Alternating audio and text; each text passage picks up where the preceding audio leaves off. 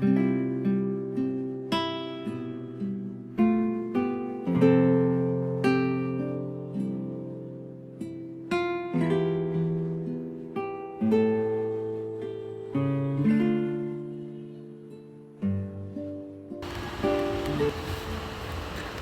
mabuting balita ng Panginoon ayon kay San Lucas.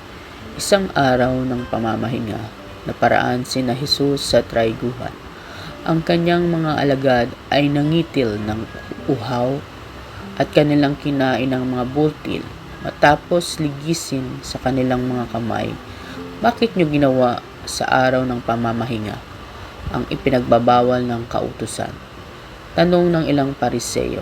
Sinagot sila ni Jesus, hindi ba ninyo nabasa ang ginawa ni David nang magutom siya at ang kanyang mga kasama?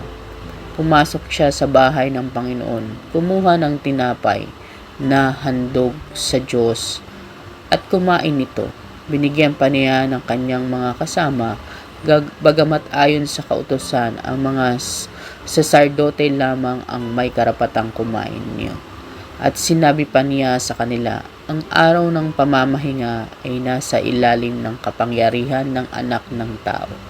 Ang mabuting balita ng Panginoon.